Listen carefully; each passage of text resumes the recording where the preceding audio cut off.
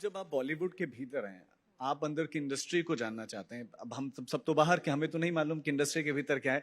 तो हम आपके जरिए झांकना चाहते हैं बॉलीवुड के भीतर कि क्या उजला है और अंधेरा और काला कहाँ कहाँ पर है। यार ये तो आप ऐसी बात पूछ रहे हो मुझसे कि इंसान के अंदर अंधेरा होता है या सिर्फ उजाला होता है। इंसान इंसान है, वो किसी भी फील्ड में हो। There is equal amounts of good and bad in every person.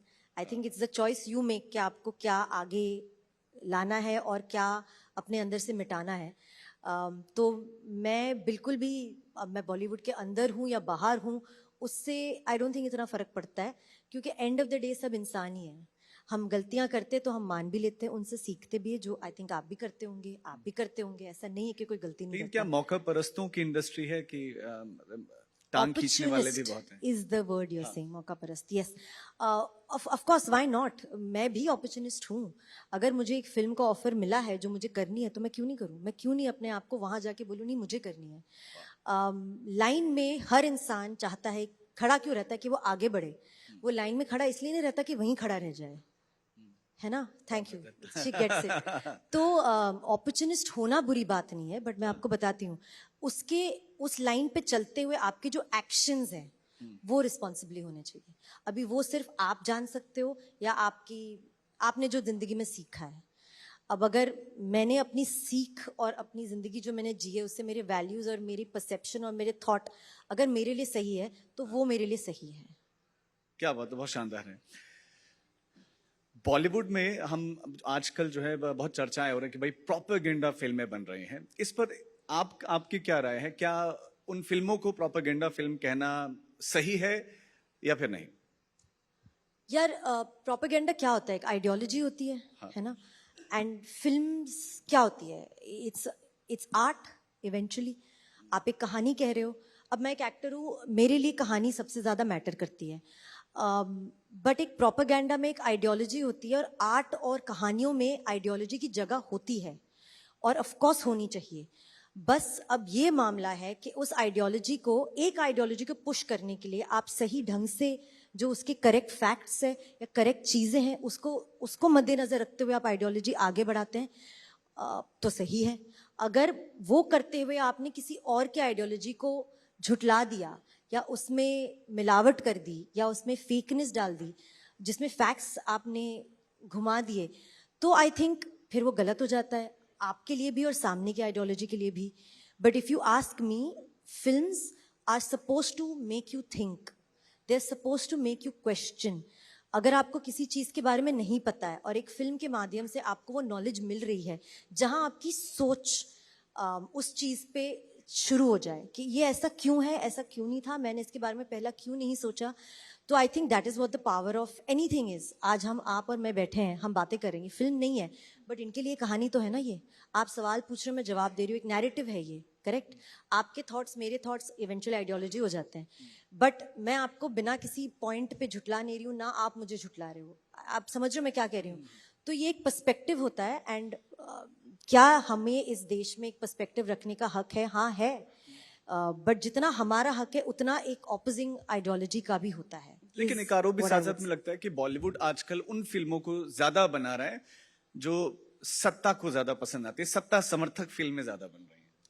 यार अब ये तो बॉलीवुड एज अ होल आपको जवाब दे पाएगा। मैं एक अकेली इंसान इतने बड़े बॉलीवुड का आंसर नहीं दे पाऊंगी कि आधे मेकिंग इट बिकॉज उनको लग रहा है कि इनको पसंद आएगी, और आधे मेकिंग इट बिकॉज उनको ये सही लगता है। एक राइटर, एक डायरेक्टर जब एक कुछ क्रिएट करता है तो वो उससे कन्विंस्ड होता है ना। तो अब या तो वो उसका कन्विक्शन है या वो किसी और का है, वो तो अब। लेकिन क्या उस खास विचारधारा से जुड़े हुए लोग जो मतलब एक्टर हैं या प्रोड्यूसर हैं, कुछ भी काम कर रहे हैं, उनको तो फायदा होता होगा? यार बॉलीवुड में विचारधाराएं हर किसी की होती है, अलग अलग अलग इसकी होती है। अब इवेंचुअली आप किस विचारधारा से अपनी इंटेग्रिटी को मेंटेन करते हुए कनेक्ट करते हो, आप वही करोगे ना। आप उसी को हाँ बोलोगे और उसी को ना बोलोगे। तो आई थिंक इवेंचुअली जो आपको लग रहा है कि हाँ ये मेरे सोच विचार के से करेक्ट बैठ रहा है, मैं इसकी तरफ हाँ में बिल्कुल हूँ। स्ट्रेट पूछ रहा हूँ कि क्या आपको लगता है कि राइट विंग का इन्फ्लुएंस आपको फिल्मों में दिखता है या नहीं? यार अब इसका सवाल का जवाब मैं आपको कैसे स्ट्रेट दूं? Because again where there is a right there is a left also. जैसे मैं कह रही हूँ there is a pro and there is a con to everything. अब जो इंसान वो बना रहा है, जो इंसान वो माध्यम से बताना चाह रहा है, वो क्या सोच रहा है वो मैटर करता है. वो क्या ऑडियंस तक पहुंचाना चाहता है वो मैटर करता है.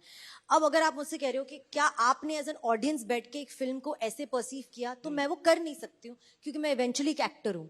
मेरे लिए वो मैटर नहीं करता. मेरे लिए जो नैरेटिव है, जो कहानी है, वो सबसे ज्यादा मैटर करती है. उसके पीछे की आइडियोलॉजी और थॉट पे मैं तब जाऊंगी जब मैं उस एक्टर के पॉइंट ऑफ व्यू से निकलूंगी, जो मैं निकल नहीं सकती. तो इस सवाल का जवाब मैं आपको सही गलत कैसे दे दूं, बता दो. स्मार्ट जवाब आपने दिया, लेकिन स्मार्ट नहीं, मतलब you know what I'm trying to say. It's very easy to put things in blocks, but the main responsibility lies in seeing the larger picture, in putting yourself out of it and saying पूरी बात सुनो तो सही, पूरी बात जानो तो सही, समझो तो सही. And I think eventually that is what for me films and cinema and art is. कि आप एक बार पीछे स्टेप लेके पूरा फोटो देखो तो सही, समझो तो सही कि क्या हो रहा है, और खुद रिसर्च करो, खुद अपने बारे में सोचो, खुद जाके फैक्ट्स को पता करो, और फिर डिसाइड करो कि हाँ ये मुझे समझ आया या मेरे को समझ नहीं आया. अब आते हैं जब पहली बार आपने जब फिल्म देखी हो, जब छोटी रही होंगी आप, सबसे पहले पर्दे पर किसको देखा? किसको देखकर ऐसा लगा कि मुझे अब एक्टिंग में आना चाहिए, मैं एक्टिंग कर सकती हूँ? Favourite actor, director, dream director मैं पूछ सकता हूँ कि किसके साथ काम करना चाह रही हैं? दोनों सवाल है. जब मैं छोटी थी ना, मैंने सबसे पहले पापा आई थिंक मुझे 2 फिल्में लेके गए थे थिएटर में दिखाने. वो थी काजोल मैम की सपने, जिस फिल्म को देख के मुझे तीनों से प्यार हो गया था. आर माधवन कह रही हूँ, अरविंद स्वामी से, प्रभुदेवा से, काजोल मैम से. और फिर हम गए थे देखने हम दिल दे चुके सनम, जिसमें फिर से मुझे सबसे प्यार हो गया था.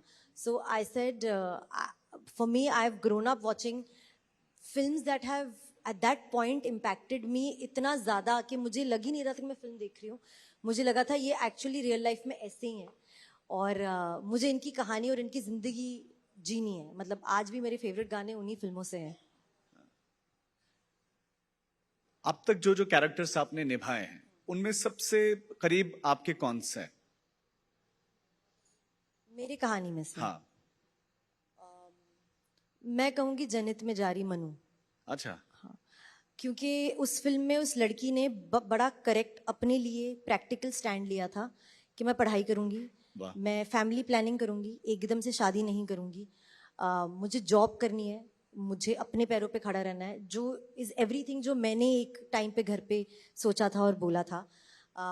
फिर जब वो एक ऐसी जॉब करती है जो दुनिया को लगता है ये तो करनी नहीं चाहिए, कैसी जॉब है, तो पहले वो डरती भी है, एम्बैरेस भी होती है, बट फिर जब वो एक्चुअली जॉब के आंकड़े समझती है कि किस चीज़ के लिए है और इससे कितनी अच्छी चीज़ें हो सकती है, तो इसमें शर्म वाली क्या बात है, और फिर वो उस जॉब को पूरी शिद्दत से करती है. I think for me Manu was the closest to who I am, जहाँ उसने घर परिवार भी संभाला था कि ससुर जी क्या सोचते हैं, सास क्या सोचती है, घर भी चलाया और अपनी नौकरी भी की, और अपने रास्ते पे वो सही करती गई. I think may be that's who I M. मैंने अपनी फैमिली को और अपने करियर को, अपने दोस्तों को बहुत ही सही बैलेंस करके, साथ रख के, एकजुट होके वही किया जो मुझे चाहिए था, बट सही तरीके से, किसी को हर्ट करके या किसी का दिल दुखा के नहीं किया.